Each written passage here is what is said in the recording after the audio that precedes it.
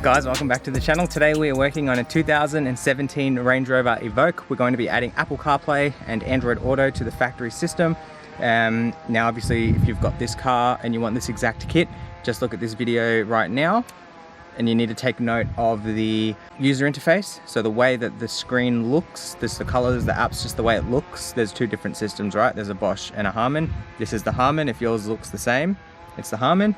And also you'll notice where the power button and volume button is, there is no CD drive. It's another thing to take note of. Provided your car is the same as this one, install is going to be the exact same. If it's not, drop a comment below and I can help you find the right kit, because in this car the radio module is under the seat that I'm sitting in, and in other cars it's, you know, where the CD drive would be next to the power button there, and all sorts of stuff. Anyway, what we'll do is jump straight into the install. Alright guys, here is the kit. So what we have inside is a very quick wiring diagram sort of layout, just to show you how everything gets connected, which we're going to go through anyway. Multimedia module, secondary harness right there, primary harness right here. It gets done behind the main radio module. I'll show you where that is. Our video connectors, this is sort of like a T harness between the video inputs. It takes video signal, runs it through the module back out to the screen. USB for CarPlay, of course. Auxiliary input, external microphone, little USB adapter here you won't need, wireless CarPlay antenna, and this little AUX blank plug. So for a lot of cars you just have to have that plugged into AUX so that AUX becomes available on the factory system. And that is pretty much the kit. Okay, now install does depend on the radio that you have, so you need to look at the system that you have. There's a Bosch system and a Harman system.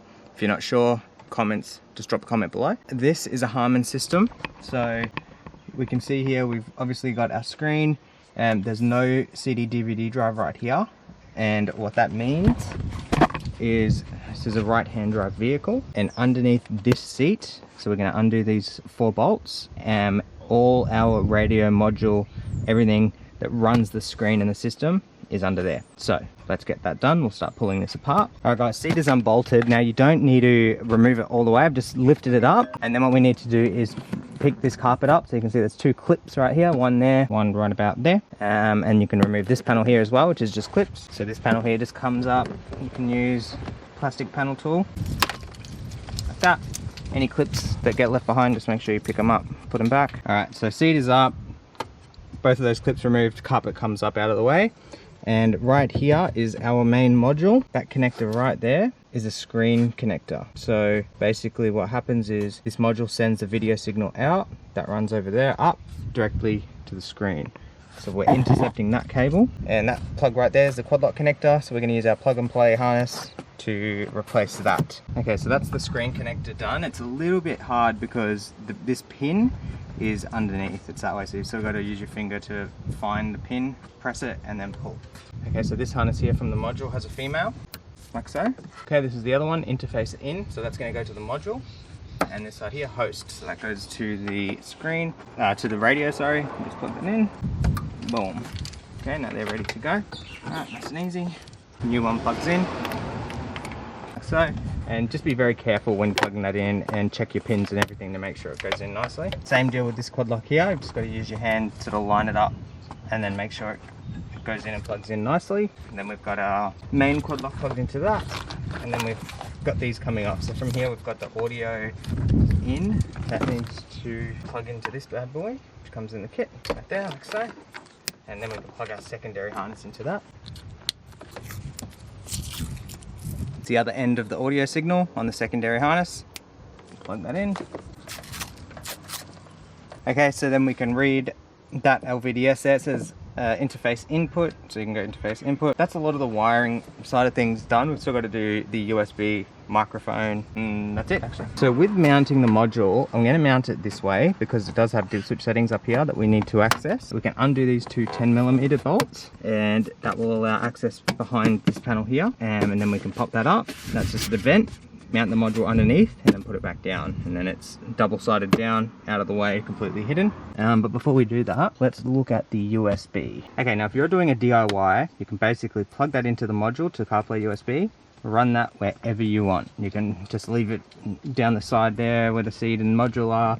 You can run it nicely to the glove box. You can run it into one of these if you want. In the center console, there's this panel here. We can use plastic trim tools to pop the clips 1, 2, 3, 4 and remove this panel out of the way. And right there is a cigarette lighter.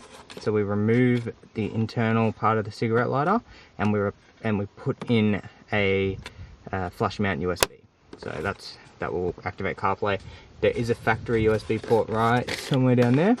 That won't work with the module. Okay, for anyone that wants to do the same as me, what you need to do is remove this panel. So like I said, there's just clips 1, 2 and 2 at the bottom. Use your plastic tool to remove it. Once you've unplugged it, if you look carefully, right at the top here, right there, there's a little clip, a little plastic clip. There's one there, and I think there's one on the other side as well. You need to lift those up with like a pick and push at the same time, and then the guts of it will pop out.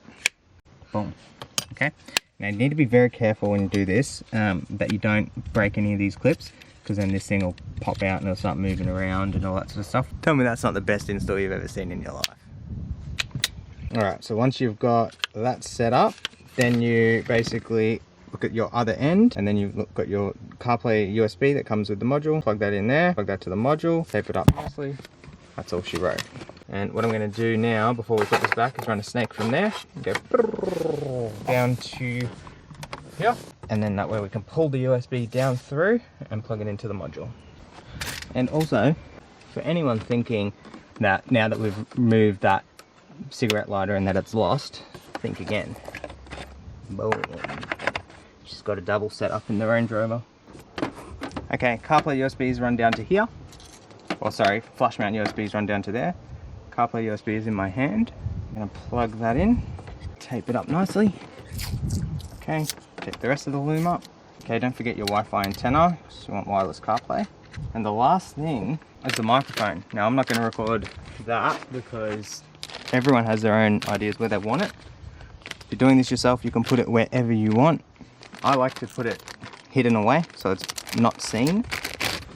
You know where you could do that? You could put it in the roof lining there is a good idea. You could put it, I don't know, all sorts of weird, wonderful things. Or you can just clip it over here like some people do. I see some installs sometimes with a mic just hanging there. Not a fan of it, but each to their own. I'll get this done and catch up after. Okay, so before we go back together, let's do a quick recap. Power harness runs down. All right, taped it up nicely. Runs into our quad lock connector where we've done the T-harness video. So the video goes out of the module into the new module, out of our module, into the original cable, which then runs to the screen. So the video input's just being intercepted by this module. Microphone is here, so that just needs to get plugged into the microphone port, the little green one there. We can tape that wire up nicely, make it look good. Wi-Fi antenna, USB, which we've done the flush mount, which you saw. And that's it. Then I'm going to undo these two 10mm, pop this up, mount the module, like I said, the other way, so it'll be that way. And we have access to the dip switches. A lot of people buy these modules from me and I'll get an email or something saying like I've switched to the CarPlay but it's a black screen or it's fuzzing or it doesn't look right. Just check the instructions, look at the dip switches, make sure it's set to the right car, and that's always the fix. So they don't come preset just because there's so many. One module might do a few different screen sizes or different models of cars, so they could set it for you, might be on the wrong one anyway. So they just leave them standard and then you change it yourself. Yeah, so I'll probably time lapse this clean up. Sorry about the weather, right? It's beautiful, so nice outside, but it's the worst conditioning for filming because there's half shadow, half light. There's people mowing outside, wind. Might be time for a workshop. Alright guys, change of plans. So what we did with the module is mount it right here on top of the radio module, double-sided down. And that was just because that screen plug right there was a bit short, and the last thing you want to do is have too much tension on any of these plugs. Just taped up the bundle, put it down here with the quad lock so it's all nice, ready to go. Screwed that back up, put the vent back down. Dip switches are accessible, so what I'm going to do is set the dip switches up and then we can look at the screen. Okay, so dip switches are nice and easy. Just look at here, original camera, guidelines are irrelevant, and then you look at the vehicle. So we've got it set to a 2017 Discovery. So what we can do is turn the car on. Okay, so our screen is working in terms of our inputs on the module. And then what we need to do is basically press and hold home. Okay, it switches over to CarPlay. Now you can see here, screen size is really good. No glitching, no black screen or whatever. And just make sure touch works. Touch is working. Sweet. So we know that that's good to go. Now what we need to do is plug in a phone and check sound. What this little thing here was for is if you plug in CarPlay and you get no sound, you just plug that into the AUX like that, and then sound will come through. So what we'll do is try without it first because it looks nicer without it, and see what happens. Okay, so on the factory system, we're going to turn audio on, turn it down so we don't get a copyright claim. Source, AUX, just like that. Then we're going to go back over to CarPlay, plug in our device. Now what we want is basically to play music and hear it. Okay, we've got no sound. So then we plug this little bad boy in. Boom. I can already hear it.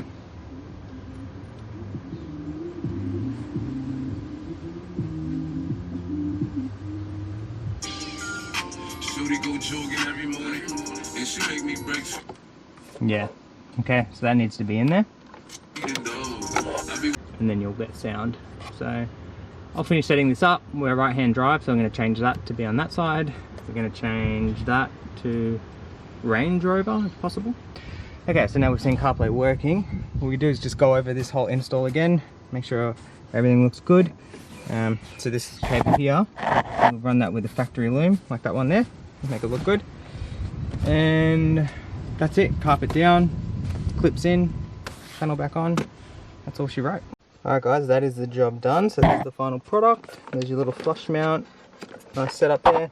AUX little thing we had to keep in there, as I said. Guys, that is the job completed. So for anyone that wants to know, the unit does Apple CarPlay, wireless CarPlay, Android Auto. Wireless Android's no good, but it does support it. It's just very unstable. USB input, iOS mirroring, all sorts of stuff. You've seen the whole install. If you want to buy this exact module, link in the description. That will take you to my website where you can purchase it.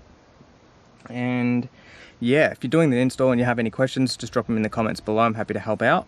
Yeah, I guess that's it. Thank you so much for watching. I'll catch you in the next one.